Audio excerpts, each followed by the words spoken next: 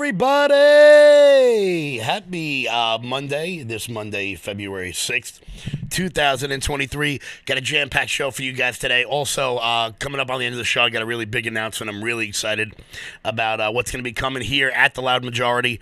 We've been talking about doing this for a while over here, and we finally were able to secure a deal with bringing on a new show. We're going to be bringing on a new show here at the Loud Majority. Different perspectives, different people. It's going to run once a week. I will get into more details about that a little bit later on. We got some wild stories throughout Long Island, all over the place. One, apparently we're now delivering people who are alive to funeral homes. Kathy Hochul is pissing off everyone. And it's pretty wild. It's pretty wild. I never thought I'd have to sit here and talk about how we should probably only be delivering dead people to funeral homes, but alas, we are here in New York, so we don't do almost anything right. But before we get started, guys, make sure you guys smash that Rumble button, share this video out all over the place. If you're watching on Facebook, hit that like button, tag your friends, invite your friends to like the page, hit those three little dots right on the top of the page, go to invite friends, and bring them on along. Look, we got to dive into this one. We got to talk about this. We have to talk about the fact that here on Long Island, we are now delivering live people to funeral homes. We're delivering live people to funeral homes. This from Fox 5.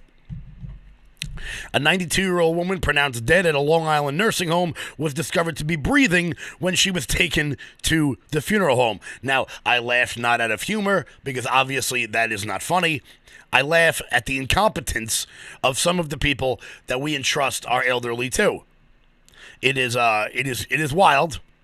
It's absolutely wild. The incident occurred Saturday at the Water's Edge Rehab and Nursing Home Facility in Port Jeff. Here's the timeline of the events.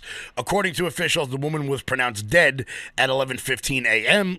She was then transported to a funeral home in Miller Place at 1:30. At 2:09, she was discovered to be breathing. Really? Guys, you had one job. You had one job. Don't deliver live people to funeral homes. As if it wasn't bad enough that the nursing homes were delivering so many dead people over the course of the last 2 years to funeral homes, now we're delivering live ones. She was then transported to the hospital. The incident was referred to the New York State Attorney General's office, where Letitia James will do absolutely nothing because she has one job on this planet, and that is to scream about Donald Trump, stomp her feet, God forbid she'd lock up criminals. No. She's going to go find white-collar criminals like people in the Trump administration. Earlier this week in Iowa, a woman was mistakenly declared dead at a nursing home facility and taken to a funeral home in Iowa, only to wake up when she gasped for air when the staff unzipped the body bag. Really? Twice in a week? Are you kidding me? 2 dead? Come on. We got to do better than this. We got to do better than this. There's got to be, exactly. James Wiley. There you go. And that's why I'm getting cremated. I wonder how many people get buried alive. That scares the shit out of me. That's why I'm getting cremated. You ain't putting me in that box. Not going to happen. The way I sleep, are you kidding me? I'll wake up 3 days later very confused and very scared. Ain't going to happen. The 66-year-old woman at Glen Oaks Alzheimer's Facility and Care, she's been there since December of 2021 before she moved into hospice on December 28th, according to a report released by the Iowa Department of Inspections and Appeals. She was admitted to hospice care because of senile degeneration of the brain. I would say that the people that work at some of these nursing homes also have senile degeneration of the brain for putting a live person into a body bag. I mean, come on. You got to check. There's ways to check. I tell you what, I don't know who this is. I don't know whose family this is, but I would say you've got quite the lawsuit on your hands here, because could you imagine a worse way to go? Talk about like dying with dignity. Not a chance. That's got to be the worst possible way to go imaginable. So I hope whoever is doing this, I hope whoever the family is, I hope everything, I hope you get your just recourse here, because quite frankly, that is incredibly nauseating. It's incredibly nauseating, the fact that some people would think that this is okay, that the malfeasance that would go on in this sort of situation would be allowed. It's shocking. And this is what happens when you don't pay people enough money to work in some of these facilities. You get morons running it. The big story of the day, though, that I have to get to, Kathy Hochul is pissing off everyone. She's quite literally, and if you don't think I'm going to get to our friends over in Smithtown, what they did in that school, let me tell you something. Because apparently you're not allowed to have politics in the schools. That's what I've been told. We don't want politics in the schools. So I guess the way to keep politics out of the school would be to paint a staircase with the progressive pride flag, that represents BLM and Antifa and Marxist organizations. That would be a way to keep politics out of school. Don't worry, I'll be getting to that because, oh, sweet Moses, am I pissed off about this. But before I get to idiots in Smithtown, I have to get to the idiot in Albany, Kathy Hochul, recalling 2009, Long Island lawmakers opposed the MTA tax hike. Now, why would they do that? Why on earth would they do that? This from Newsday. An increase in the MTA payroll tax won't impact nearly as many employers as it did when it was implemented in 2009, but the political opposition might be just as loud from suburban lawmakers who want to block it. You're damn right. And this spans both sides of the aisle, because all Kathy Hochul is doing is punishing the downstate for not voting for her. It's one issue that appears to unite Long Island Democrats and Republicans in the state legislature. And you know what? I would love to have one of these Democrats on the show to talk about this sort of thing. They won't come on. They're all cowards. Monica Martinez or Kevin Thomas, none of these people will come on because they're cowards.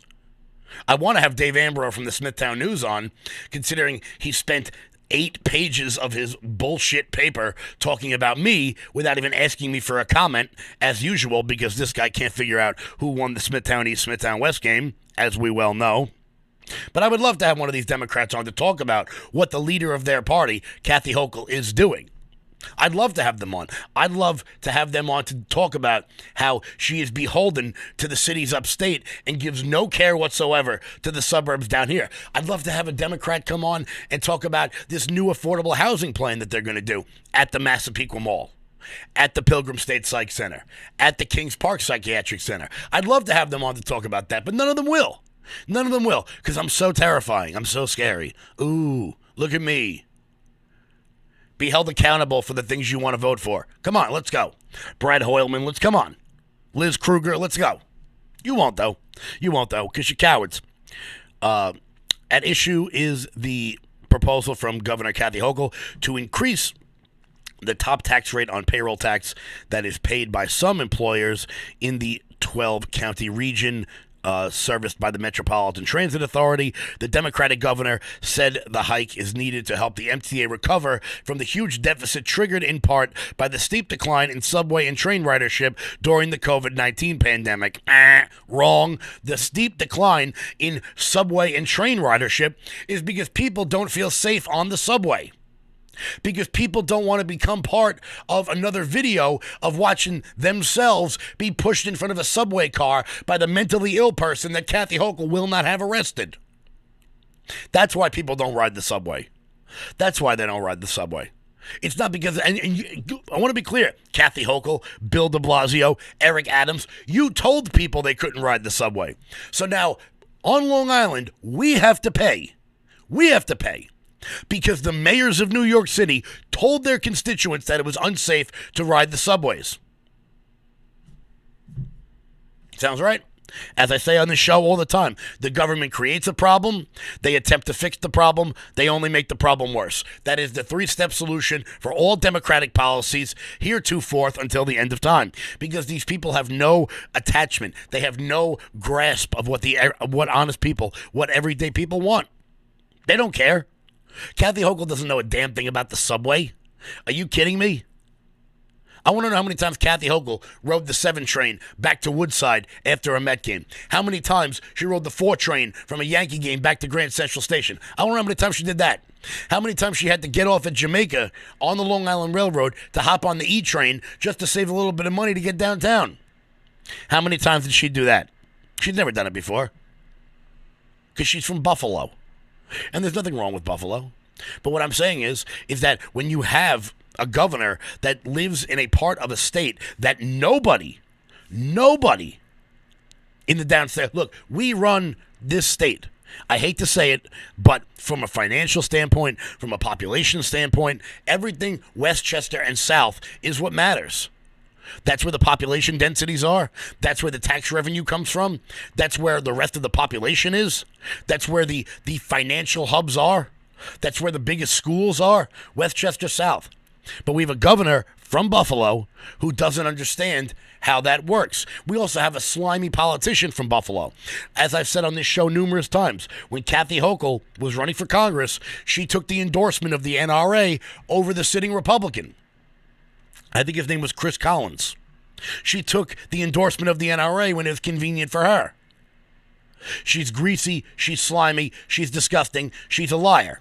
So before anyone watching this calls on any particular Republican to resign over their lies, I want you to make sure that we get all the Democrats to resign first over their lies. I saw a show the other day where a sitting politician called on a certain someone to resign because they were no longer useful in Congress. Well, what the hell have you been doing? I am so sick and tired of Republicans holding each other to some grotesque moral standard while never, ever holding the Democrats accountable in that exact same standard. I'm sick and tired of it. I am sick and tired of pretending to be the morality police in the U.S. Congress when you have anti-Semites like Ilhan Omar still roaming the halls. When you have anti-Semites who talk about the destruction of the state of Israel like Rashida Tlaib. When you have out-and-out racists like Cori Bush and Ayanna Pressley roaming the halls of Congress, people who have openly said they do not like white people, out-and-out racists roaming the halls, and when you have morons like AOC throwing her temper tantrum, banging on the lectern because she didn't get her way. I'm so sick and tired of being held to a different moral standard than we hold anyone else to. That's why we lose. Perhaps if we didn't do things like that, we would get better candidates running.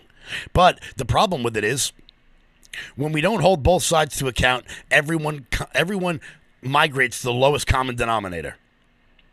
That's exactly what happens. Oh, you want to have a rabid anti-Semite in Congress? Good. Then I'll be a sociopath that makes up the fact that I was a world championship volleyball player. You want to have an out-and-out racist who only got into Congress because of donations funneled through the Black Lives Matter Corporation like Cori Bush? Good. Then I'll make up the fact that I worked at Goldman Sachs. I'm so sick and tired of, and if they were good politicians, I wouldn't care. But it's ones who suck. Do you guys realize? I'm sure all of you watching this are homeowners. Every one of you watching this are homeowners. Do you realize we could have got the SALT tax repealed in the first week in Congress? We could have got the SALT tax reduction repealed in the first week of Congress, but we sent 4 idiots to Congress. 4 just dumbasses to Congress who have no idea how to play the political game. None whatsoever. They could have used that speakership vote to their advantage and gotten their biggest campaign promise done. But they didn't. They just sat by and suckled at the teat and kissed the ass of the power. That way they could get on the committees they want. And that's why I fully support what Lauren Boebert and Matt Gaetz did, because they actually got concessions. I support Byron Donalds and Andy Biggs. That's why I'm proud to call a few of them my friends, as opposed to the hacks who did absolutely nothing. They just sat by and nodded their head like good seals, waiting for a fish. It's exactly what happened. I could keep going on that one. I could do a whole damn show about that. Maybe I will do a whole show on the things we could have gotten in Congress had we sent 4 people there who have any balls whatsoever. But we don't. We don't.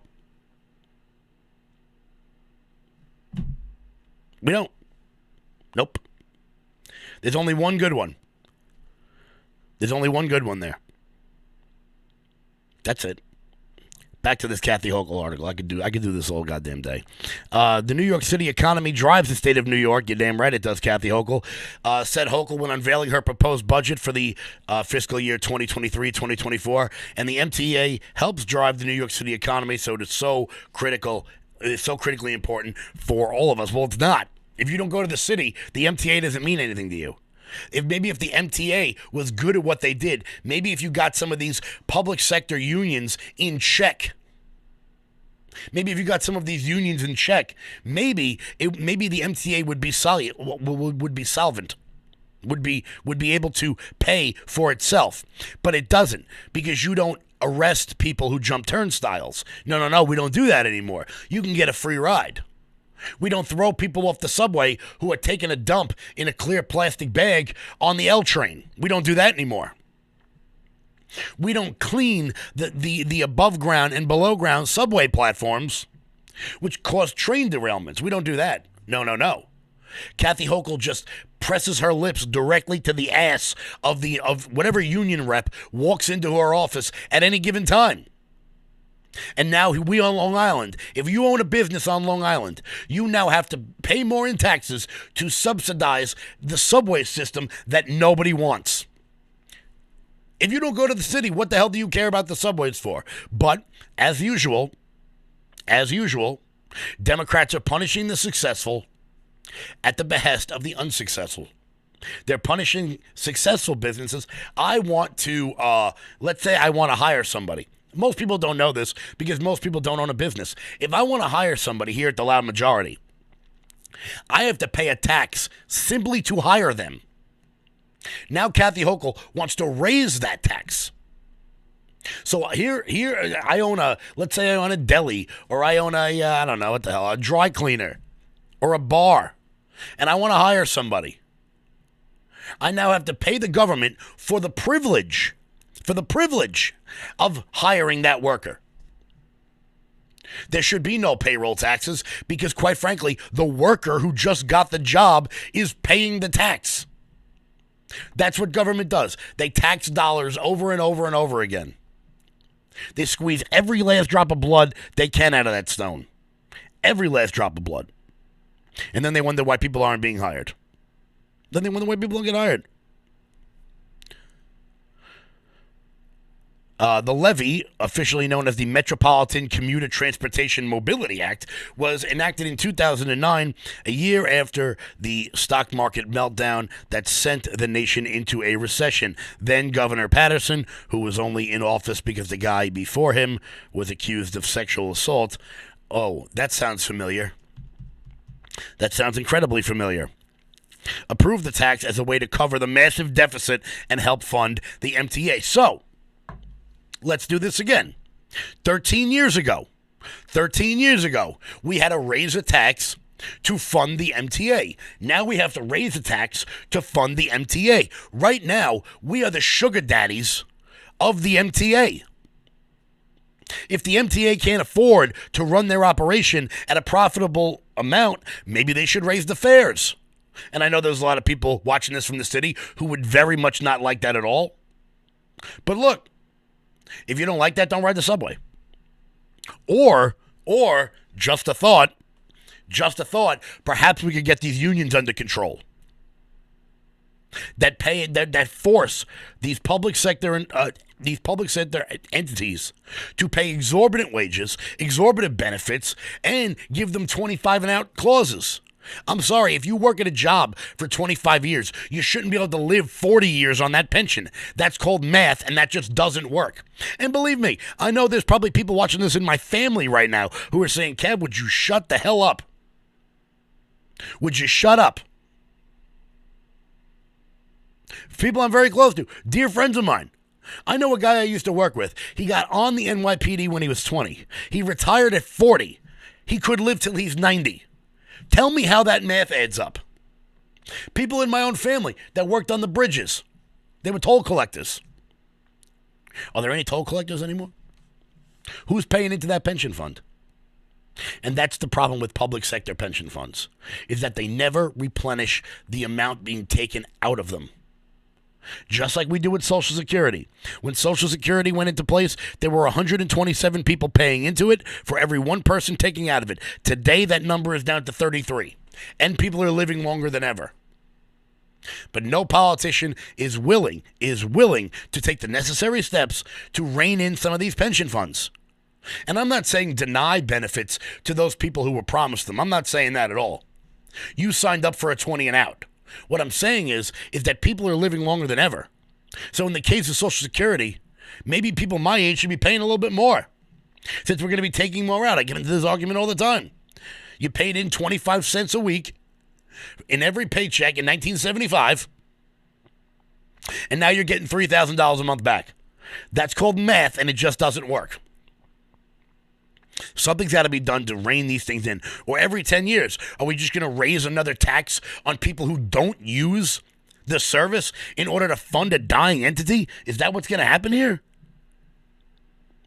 But its unpopularity resulted in the ouster of 2 Democratic state senators on Long Island. That's not why they lost. They lost because of you guys. They lost because of what you did. They lost because of Lee Zeldin. They didn't lose because of this crappy MTA tax. In 2001, the GOP helped push a rollback that exempted schools, libraries, and businesses with less than 1.25 million in annual payroll. Municipalities aren't exempt. Since then, no one has tried to touch the issue. Now the MTA is facing a fiscal cliff. Of course they are. Hochul suggested a multi-pronged remedy, including cash infusions from the state and the city, a chunk of future casino revenues, and a rate increase at the top bracket of companies, still subject to a payroll tax. That would be companies with $1.75 million or more in annual payroll. I hate to break it to you. If your company makes just under $2 million and you're owning, a clothing store in the fashion district, or if you're owning a deli on the corner on Madison Avenue, you ain't going to be able to pay that. You're living by the skin of your teeth. That's what happens when people who don't run businesses, who don't understand business, get into this game. They think businesses just pop up like this. It's absurd.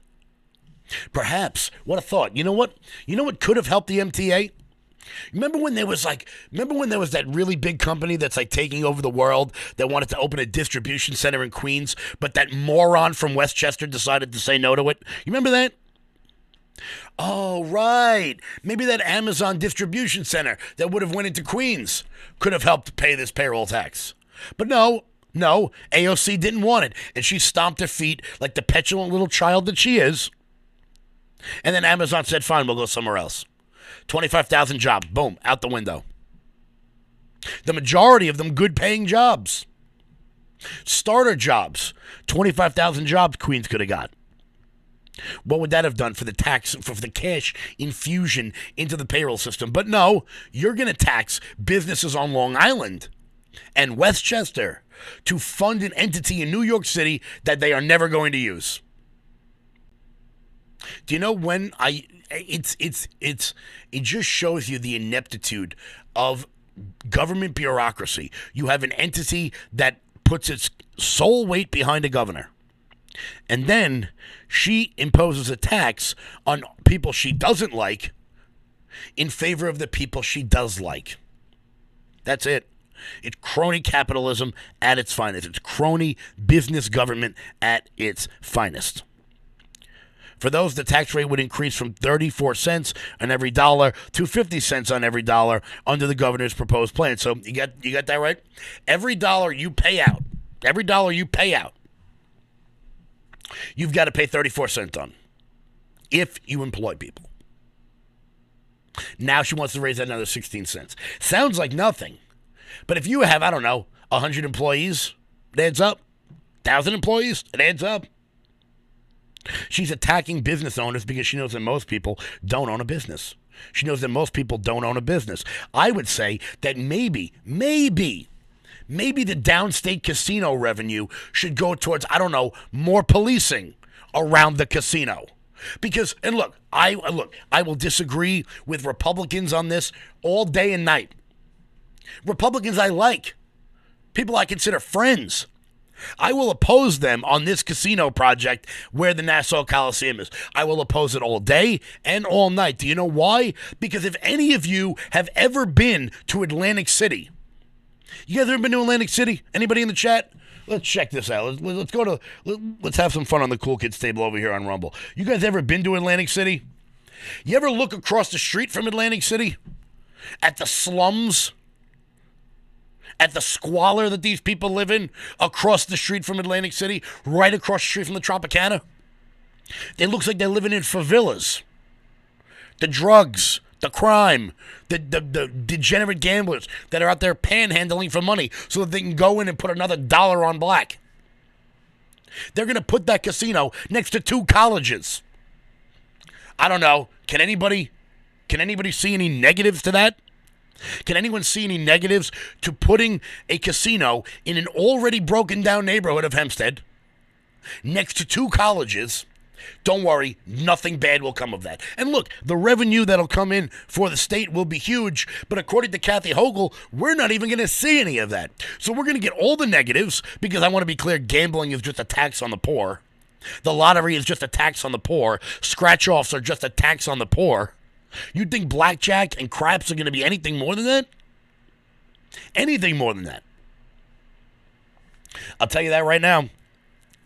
They put that casino by the Nassau Coliseum, and Hempstead will get even shittier. Crime will get even worse, and we will not even reap the benefits of it, because according to Kathy Hochul's new plan, all that money is going to go towards paying for the MTA. Paying out union contracts that we could have never afforded in the first place, but were agreed to because they were politically expedient. This woman makes me sick. She makes me sick at her lack of intelligence. Back to the article. To be sure, the number of companies paying the highest rate and therefore potentially impacted is a subset of the employees in the MTA region.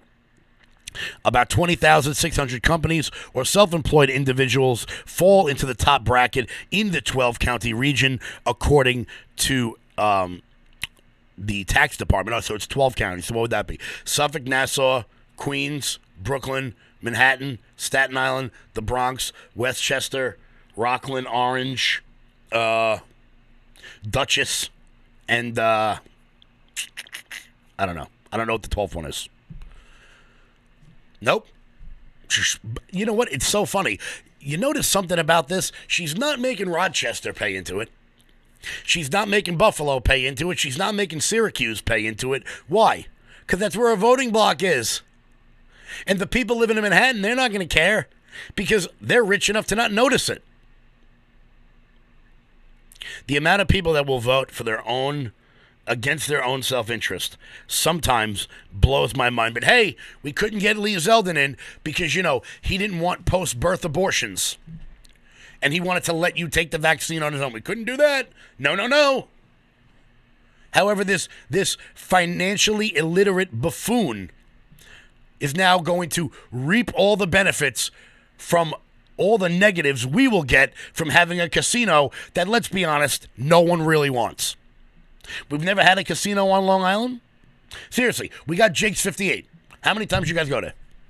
You guys go there a lot? And it's not like it's going to be a casino entity that's going to draw in tourism. Who the hell would go on a vacation to Hempstead? That's like going on a vacation to Philadelphia. Who would do that? It's not going to bring in tourism. That's going to be the only thing around there. I'll disagree with my Republican friends on this all day and all night. People that I genuinely like, people that I consider friends, people that I believe in, people that I help vote for, that I think are doing a phenomenal job. Couldn't be a worse idea. As an individual point of contention, it probably wouldn't have the energy it had a decade ago or so. But you add to the expected pushback on Hochul's housing proposal and other issues, and you have the making of political energy, said Lawrence Levy, the executive dean at the National Center for Suburban Studies at Hofstra University. I'd be curious to know what the dean of the Center of Suburban Studies, feels about this ridiculous casino. Levy referred to Hochul's plan to spur building of affordable housing, which includes allowing a state entity to overrule local zoning decisions. So if you don't want this in your community, you know what I love what she's doing with this affordable housing crap? What I love about it is that she actually had the audacity in her State of the State address to come out and say, look, these local municipalities, these local towns, it'll be up to you guys whether or not you do this or not. And if you do it, great. And if you don't, I'm going to force you to do it. That's not options. That's not self-determination. That's you just putting the hammer of government down on people that don't want it in the first place. Most island lawmakers, Democrat and Republican, panned the tax hike as soon as Hochul proposed it. Democrats control the state Senate and Assembly, and though many of them know the MTA needs help, the payroll tax did not go over well with the members, sources said. Due to the diligent work of the Senate GOP, the impact will not be felt as widely as it was in 2009, State Senator Anthony Palumbo said in a statement to Newsday. However, the new tax will still hurt the downstate economy, especially our businesses still finding their footing after the pandemic that all of you allowed to go through with absolutely no pushback whatsoever. Thank you. Quote, I am 100% opposed to any increase in the MTA mobility tax, said Senator Monica Martinez. Wow. This is something we need to band together on, and it's something that does not cross party lines. This should be a nonpartisan issue. Well, it's not. Monica Martinez, because your party takes so much money from all of the unions that are going to benefit from hurting our local businesses. I'd be curious to look at her state filings and see how much money came from MTA super PACs. Because I guarantee you she won't be giving it back. Anytime soon. So, the one thing I do want to get to before we dive off of here, I want to talk about North Carolina real quick so that you guys know that apparently it is possible. The North Carolina court hands a win to the GOP in redistricting and voter ID. The North Carolina Supreme Court handed a victory to the state's Republican legislature by siding with a petition that asked the High Court to adhere cases involving election maps and voter ID laws.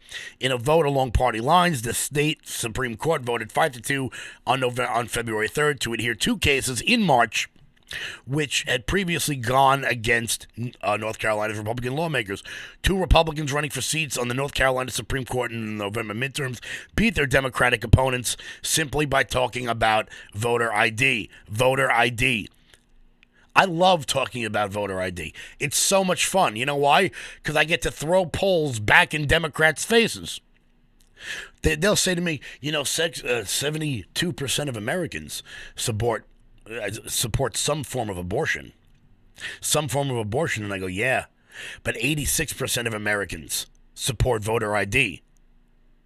So why don't we start with the one that more Americans support and then move down the chain? And then suddenly they don't want to hear about polls anymore. Because that's what Democrats do. That is what Democrats do. The hackery is unbelievable. What they do when it comes to that. We got to talk about this Chinese balloon because apparently the government has been flying these ridiculous balloons over America for a number of years and no one has done anything about it. There's information coming out now that apparently 3 Chinese balloons have been floating over America during the Trump administration. Let me see. Have been floating over America during the Trump administration as well, and no one did anything about it. Nobody did anything about it. We didn't even know what happened. The only reason we knew it happened this time is because some rancher in Montana was able to take a picture of this entity. It's mind-blowing to me. It's mind-blowing that the Chinese government has just been able to continuously fly their spy balloons over this country for years on end now with nobody really doing a whole hell of a lot about it. This is something that every single person should be asked about. I want hearings. I want to know why this is continuing to happen, why the Chinese government feels it's okay to snub their nose at us American citizens. Why they feel it's okay to do that with us doing absolutely nothing about it. Before I get to the final story today, because I was told that there should be no politics in schools, that's what I was told. I was told that there should be no politics in the schools. Well, give me 1 second here, and I'm going to pull up just how much we've gotten politics into our schools. Because, I want to make sure you guys are fully aware of what is happening in the Smithtown High School. See, now, idiots in Smithtown decided that they were going to protest me, that they were going to come rip roaring against me in their nonsense little protest outside that nobody really cares about. But what they didn't understand, let me get this picture up here real quick. I'm sorry, guys. Should have had this loaded up. I wasn't even going to talk about this because it annoys me so much. But we're supposed to keep politics out of the schools. Well, let me pull this image up real quick. Apparently, they painted a progressive pride flag on one of the staircases in the Smithtown High School. Now, you have to ask yourself one question. Why? Copy and replace. Boom. Why would they use the progressive pride flag and not just the pride flag? Why would they do that? Why on earth would they paint a staircase with something that represents progressive values if we are trying to get this out of the schools? Here it is. I want to thank Save Our Schools Smithtown for putting this one up. And what's really funny is about this entity is that apparently kids in the schools are going out of their way just to avoid the staircase entirely. I look at this crap and I think to myself, I wish I was in school when this crap was going on, because I would have literally showed up to class late every single period and say, well, I was avoiding the Pride Progress flag because I didn't want it to seem like I was stepping on it. This is Noah. I want to thank Save Smithtown Schools for always keeping us informed of what's happening throughout Long Island and particularly in the Smithtown district. Because let me tell you guys something. Even though that neighborhood is 80-20 Republican, that 20% is a radical bunch. They're a radical bunch. They're insane. And they're recruiting more and more. And that's why it's so important for us as an entity to continue to push back. Because when we don't push back, this sort of crap happens. By the way, I will be waiting for the day that Mr. Secor, whatever the hell his name is over there in Smithtown, decides to put up the straight white man, the Protestant straight white male flag. Of course, we don't have one of those because we're not narcissists like all these people that do this. First off, it's just an ugly flag. It's just weird. And I think they left a part of it out. There's supposed to be like a little circle at the bottom. I think that's part of the new thing. It's terrifying. And I feel bad for the kids that have to go to school with this shit. Because no one's going to stand up for them. They don't have a radical Democratic Party, a radical Suffolk County Democratic establishment, a machine behind them the way these people do.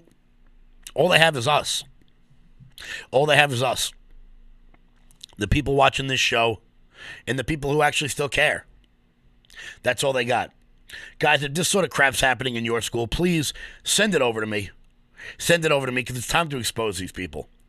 It's time to expose these people for what they're doing. This is nothing but political indoctrination. And I'm getting sick and tired of it. I'm getting sick and tired, just like I said before, of crappy Republicans who expect nothing from Democrats, who expect the lowest common denominator from progressives and Democrats and these communists, but then expect us to be held to the highest moral standard. I'm sick and tired of it. And we will put up with it no more.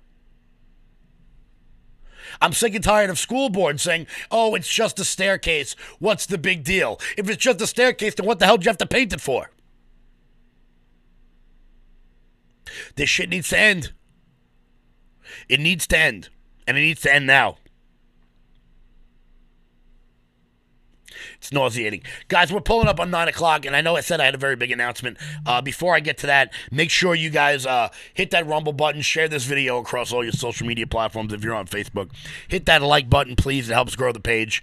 Invite your friends to like the page. Send this over to your friends in Smithtown so that they know that they're sitting there and, indoctrinating their children in trans ideology, because it makes a couple kids feel better who didn't get enough love at home. That's it. That's what ends up happening. So, big announcement, guys. Starting next Monday on the show, on the 200th episode, we're going to be bringing on another show. It's called The Rhino Show. It's 3 young kids. I think they're 23, 22, and 19. They're going to be streaming every Monday night on this network, on the Loud Majority channels. I'm super excited for this. We've been talking about getting a show with younger people on here for quite some time, and now we're going to be able to do that. These kids come from all over the country. One's from here on Long Island. That's how I met them in the first place. Another one is from Philadelphia, and another is from Indiana. They do a Zoom thing, and they talk on Skype, and they're really just talking about young people stuff. And it's so funny because I still feel young in some capacities. And then I told these kids that I had a MySpace at one point, and they looked at me like I was a fossil. I guess I shouldn't tell them about my record player, because that would be even worse. But, like I said, 19, I think they're 19, 22, and 23. They're going to be talking about young people stuff. So I know we have a bit. Oh, thank you. Thank you. Thank you, everyone, for telling me I'm young. That's very nice. Well, to them, I'm old, so I guess to them, you're really old. But I'm sorry. But it's going to be exciting to have a younger perspective on the network talking about issues that really impact them, because I often talk about how the next generation is going to be stuck with the debt that we're putting on them. And it's interesting to see how their view on the world. They understand TikTok. They understand Snapchat. I don't know any of that crap. I don't get it at all. So if you guys want, I know they have guests on and stuff like that. They do little roundtables. So if you guys ever want, any of your kids that want to pop on their show, just shoot us a message after Monday. If you guys like it, let me know what you think. Make sure you guys are paying attention on Monday night. Monday night, 7 o'clock. It's going to air on all the Loud Majority channels, on YouTube, on Facebook, on Rumble. I'm super excited about the expanding of this network. We're going to be bringing on a third show, I think, very soon. I'm in talks getting that happening as we speak. But I'm jacked. I'm really excited about what's coming here to the Loud Majority. So I do appreciate everybody sticking with us and giving us all that incredible support that has been going on. Thank you guys so much for all that. I know there's been a lot of crapola going on, but you guys stuck through it, and we've got work to do. We've got a lot of work to do coming up in 2023, so I am excited about that. Once again, as we close out, guys, make sure you guys smash that Rumble button, share the video out. Make sure, if you're on Facebook, hit the like button. Invite your friends to like the page. Also, head on over to loudmajorityus.com. Sign up for our newsletter. Check out the shop. That's the best way to support this show and everything we've got going on here. This is a user-generated show. This show can only exist because you guys help it exist. And I can't thank you enough for all the support you guys have always given us with your Rumble rants, with buying T-shirts and stuff. That's the only way we can keep this going, keep this operation moving. And we've got some big things coming up. Moving into 2023, so I'm going to be asking you guys if you want to get involved. I'm going to be trying to get more involved and really picking things up. So I appreciate all the support. I really do. Guys, don't ever comply. Don't ever comply with this nonsense. Don't ever think that this is normal. This is not normal. And that's why we got to stay loud about it. We got to keep getting involved and keep doing our thing. Guys, I appreciate you all so much. And look, make sure you guys are following on Rumble. Rumble.com/LoudMajorityUS, Rumble.com/LFATV. For the national show, make sure you guys get your CPAC tickets. That's going to be exciting. The whole team over at LFA is going to be down there. I'm real jacked from Philly, yeah. The whole team's going to be down there, and we're super excited about what's going to happen down in CPAC in Maryland. I can't wait. Can't wait to be down there with the family. So, guys, I will see you later today or Wednesday morning. Stop complying with any unlawful mandates and madness. Haven't said that in a while. Haven't said that one in a while. Remember, guys, stay loud.